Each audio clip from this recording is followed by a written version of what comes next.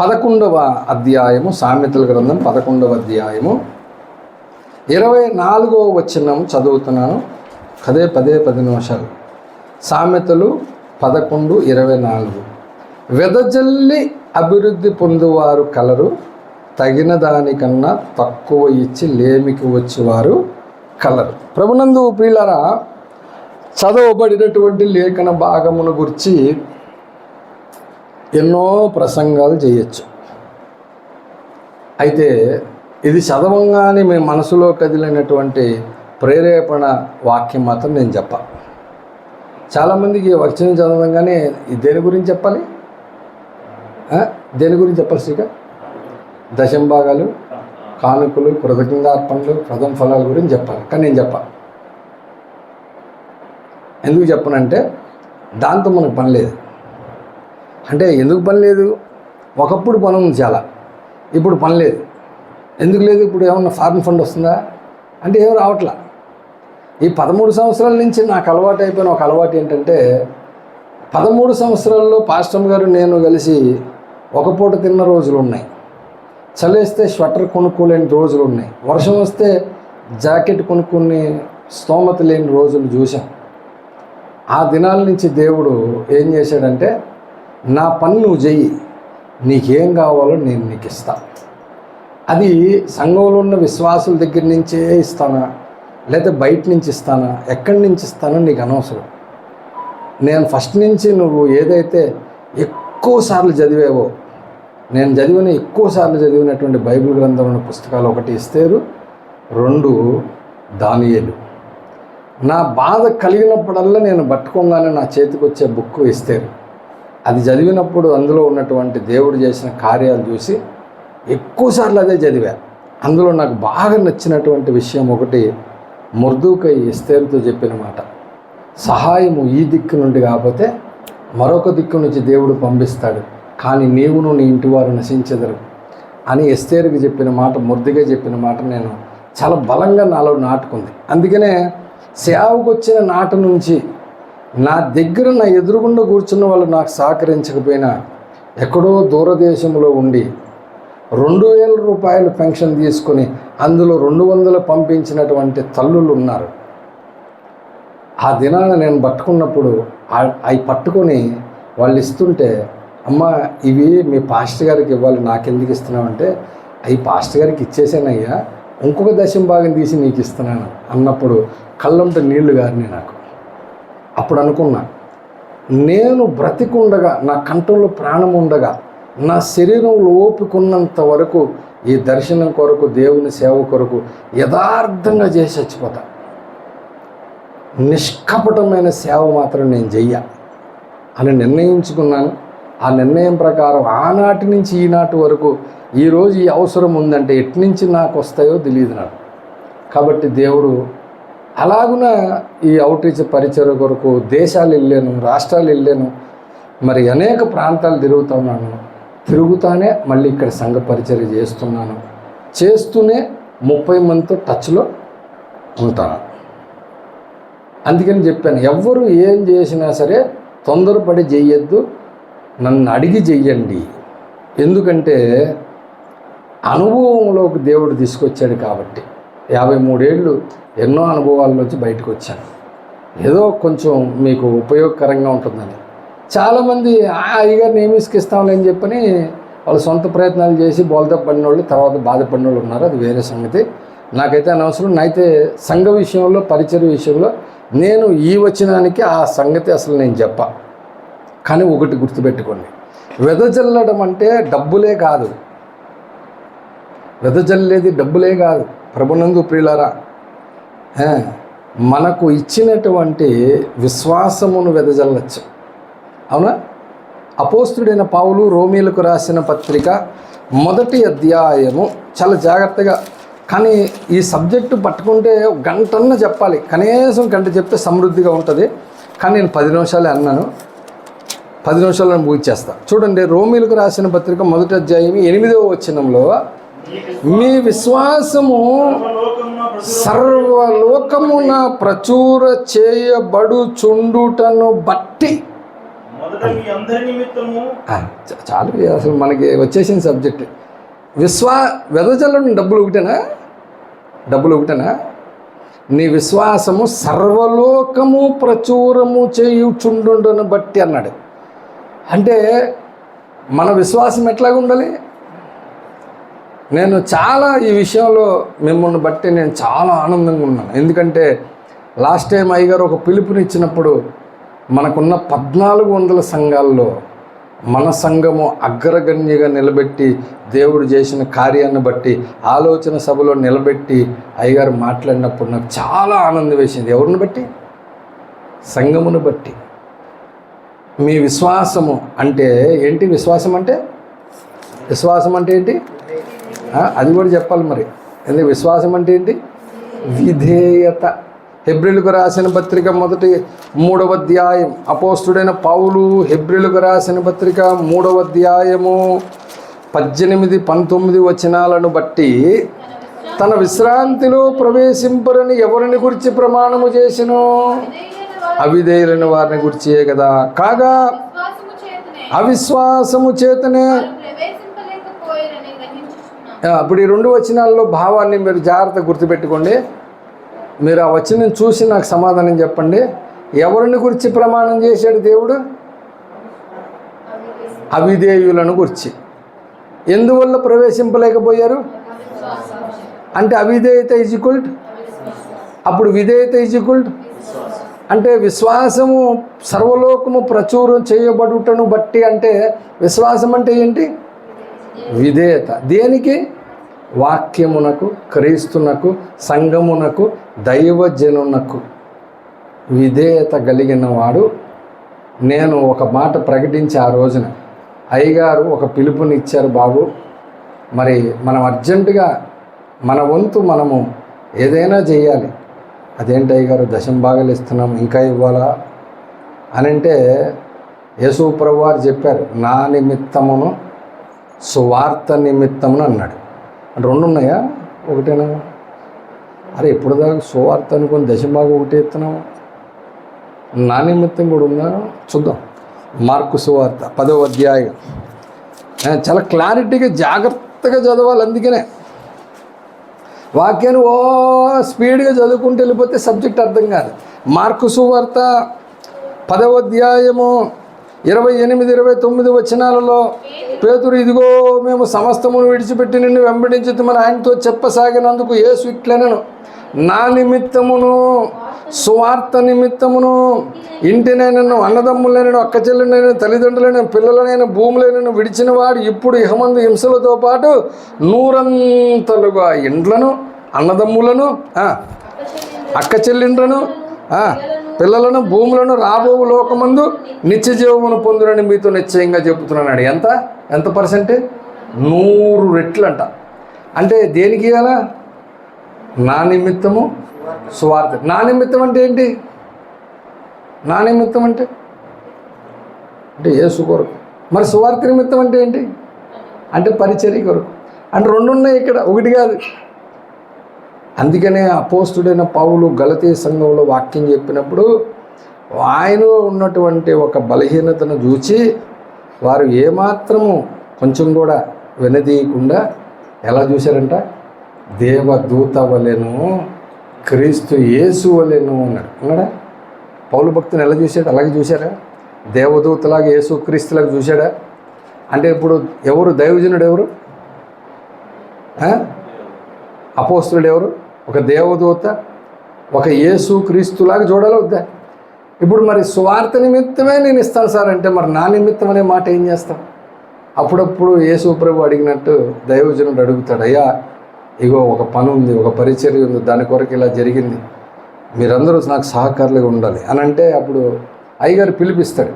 అప్పుడు ఆ పిలుపునకు సర్వలోకమునకు ప్రచురము చేయబడుట ఎట్లాగా అంటే ఇన్ని 100 సంఘాలు ఉన్నాయి, అందులో ఈ సంఘము విధేయులుగా ఉండి ఎంత పంపించింది అన్నప్పుడు అదే ఆ ప్రచురం జరిగిందా లేదా? విధేయత జరిగిందా లేదా? ఆ విధేయత ఎలా ఉండాలంటే వెదజల్లుట ద్వారా అభివృద్ధి కలుగుతుంది. విశ్వాసము, మనలో ఉన్నటువంటి రక్షణ, మనము కోరుకున్నటువంటి నిత్య జీవము ఇవన్నీ కావాలంటే మనలో ఉన్నటువంటి విధేయత వెదజల్లాలి. విధేయత అనే ఒక్క పాయింట్ లేకుండా నువ్వు ఇహలోకంలో కానీ పరలోకంలో కానీ ఏవి సాధించలేవు. రక్షణ పొందాలి అని అంటే నేట మునిగిన దినాన నీకు రక్షణ ప్రారంభమైంది కానీ రక్షణ కంప్లీట్ కాలేదు. అంటే ఆ రక్షణ ప్రారంభమైన రక్షణ దాన్ని రక్షణ పొందుచూ అన్నాడు పేతురు భక్తుడు. పౌలు భక్తుడు అన్నాడు మరి రక్షణ మరి సమీపముగా అన్నాడు. అంటే ఇప్పుడు అలా రక్షణ పొందుచూ సమీపంగా అంటే మనం రాకుండా ఎత్తబడే వరకు అది కంటిన్యూ చేయాలంటే మనలో ఏముండాలి? విధేయత ఉండాలా లేదా? ఏం సార్ పద్దాగా ఎప్పుడు బాప్తిసం పొందాలా అంటుంటాం మనం. అని మరి యేసుప్రభు వారు కూడా పొందాడు.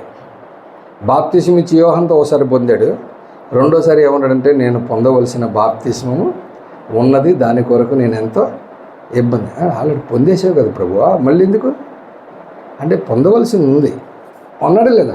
లూకా సువార్త చూద్దాం, ఒక్కసారి చెప్పి ముగించేస్తా. లూకా సువార్త 12వ అధ్యాయము 50వ వచనంలో యేసు ప్రభు చెప్పిన మాట వినండి. అయితే నేను పొందవలసిన బాప్తిస్మం ఉన్నది. అబ్బబ్బబ్బబ్బా, ఇప్పుడు ఈయన పొందవలసిన బాప్తిసం ఒకటి ఉందంట. ఇదే లూకాసు వార్త 4వ అధ్యాయంలో బాప్తిసం పొందాడా లేదా? యోహాన్ దగ్గర బాప్తిసం ఇచ్చే యోహాన్ దగ్గర పొందినని మళ్ళీ ఇంకో బాప్తిసం ఉందంట. ఏంటో బాప్తిసం? ఏమిటో బాప్తిసం?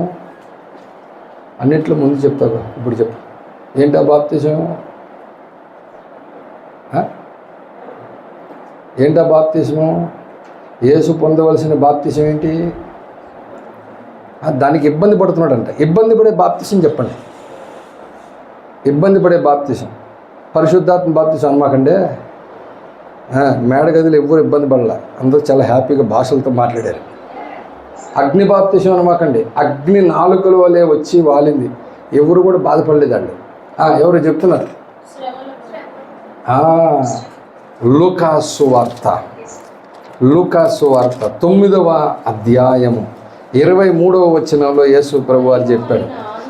లూకాసు వార్త 9వ అధ్యాయం 23వ వచనం, మరియు ఆయన అందరితో ఇట్లనెను, ఎవడైనను నన్ను వెంబడింపగోరిన ఎడల తన్ను తాను ఉపేక్షించుకొని ప్రతి దినము తన సిలువనెత్తుకొని నన్ను వెంబడి. అంటే సిలువ అంటే ఏంటి? శ్రమ. ఇప్పుడు యేసు పొందాల్సిన బాప్తిసం ఏది? సిలువ శ్రమలు పొందే బాప్తిసం పొందాలి. దాని కొరకు ఎంత ఇబ్బంది పడుతున్నాడు. ఎప్పుడెప్పుడు పొందాలని చెప్పాడు 9:23లో? అంటే రోజు బాప్తిసమా? అంటే ఏ బాప్తిసం? అంటే దానికి ఏం కావాలి?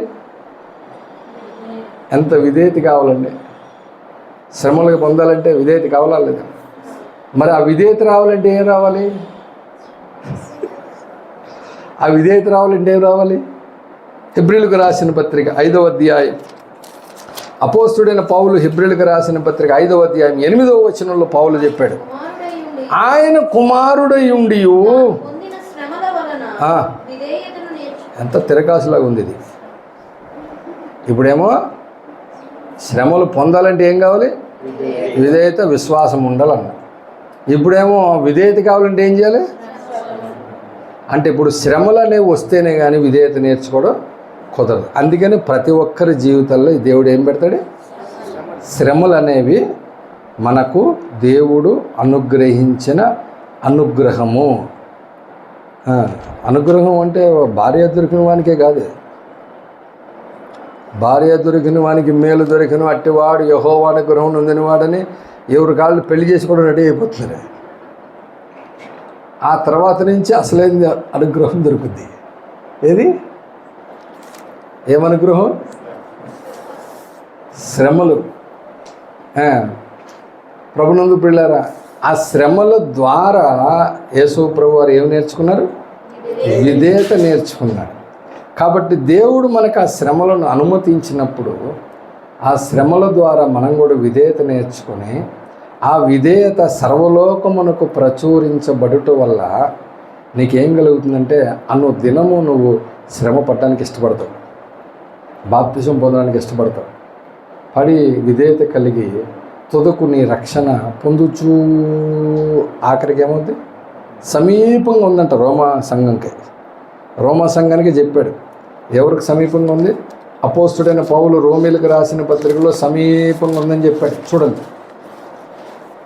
13వ అధ్యాయము రోమాపత్రిక 13-11. మీరు కాలము నెరిగి నిద్ర మేలుకొని అయినదని తెలుసుకొని అలాగూ చేయుడి. మనం విశ్వాసలం అయినప్పటికంటే ఇప్పుడు రక్షణ మనకు సమీపంగా ఉంది. ఎవరికి సమీపంగా ఉంది? రక్షణ మరి మనకు సమీపంగా ఉందన్నాడు. ఓకే, ఎవరికి సమీపంగా ఉంది? ఇప్పుడు దాకా పొందుచూ అన్నాడు. ఇప్పుడు ఎవరికి సమీపంగా ఉంది? ఆ ఒక్కటి క్లారిటీ తీసుకొని ముగించేస్తా. ఎంతమందికి సమీపంగా ఉందో ఇప్పుడు మీకు తేలిపోద్ది ఒకే ఒక్క వచనంతో. అది చెప్పి ముగించేస్తాను. బైబిల్ కూడా మూసేస్తా. కీర్తనల గ్రంథము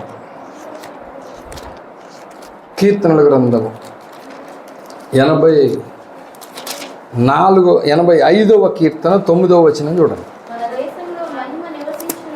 మన దేశములో మహిమ నివసించునట్లు ఆయన రక్షణ ఎంతమంది, ఎవరికండి సమీపంగా ఉంది? ఎంతమంది భయపడుతున్నారు? భయపడితే గనక, దేవునికి భయపడితే, మీరు పొందుకున్న రక్షణ మీకు సమీపంగా ఉంటే దేవుని ఆజ్ఞలను ఒక్కలైనా మీరుతారా? దేవుని వాక్యాన్ని ఒక్కలైనా తప్పిపోతారా? దేవుని వాక్యానికి ఒక్కలైనా అవిధేయులకు ఉంటారా? వినువారు మాత్రంగా ఉంటారు. అసలు భయం ఉంటే నాకు తెలిసి ఇంకా భయం రాలే, వస్తుంది. అతి త్వరలో రాకడ సమీపం వచ్చేటికల్లా వస్తుంది. అందుకనే భయాన్ని తక్కువ చేయమాకండి. ఏది తక్కువ చేయకూడదు? విశ్వాసమేమో అభివృద్ధి చెందాలి, అంటే వెదజల్లాలి. భయమేమో తక్కువ చేయకూడదు. తగిన దానికన్నా తక్కువ భయం ఉందనుకో, ఏమైపోతావు? ఆఖరికి లేమికి వచ్చే ప్రమాదం ఉంది. ఎక్కడ లేమి? భూమి మీద కాదే. భూమి మీద లేమి వచ్చిన బర్రె, ఏమొచ్చిన బర్రె ఎలాగోలో బతికేస్తాం. బ్రతకడానికి ఈ లోకంలో చాలా ఈజీ. ఏమి లేకపోతే కూలి పనికైనా వెళ్ళచ్చు, రిక్షా తోలచ్చు. ఈ రోజులు ఇంకా చాలా ఈజీ పనులు ఉన్నాయి. అని ఈజీ అంటే మళ్ళీ కొంతమంది కోపడతారు. నన్ను ర్యాపిడో ఉంది, జెప్టో ఉంది, బిగ్ బాస్కెట్ ఉంది, ఎన్ని ఉన్నాయి? కష్టపడితే ఎన్ని ఉన్నాయి? అన్నం దొరకదా? కానీ దేవుని యందు భయభక్తులు తగిన దానికన్నా తక్కువ ఉంటే మాత్రం పరలోకంలో లేమికి వచ్చేస్తావు గ్యారంటీగా. అక్కడేం దొరకదు. నువ్వు అనుకుంటావు అంతే, వెళ్తామంతే పైకి, ఏదేదో చేద్దాం అనుకుంటాం, ఏం చేయలేము. ఎందుకంటే అక్కడ ఉన్నవి ఏవి మనల్ని చేయనివ్వు.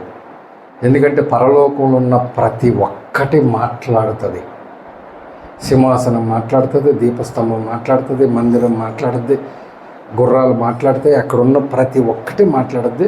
మీకు డౌట్ ఉంటే ప్రజ్ఞానం చదవండి, కనబడకపోతే నెక్స్ట్ వీక్ అడగని చెప్తాను. దేవుడి మాటలు దీవించిన కాక. ఆమె రండి ప్రార్థన చేసుకుందాం.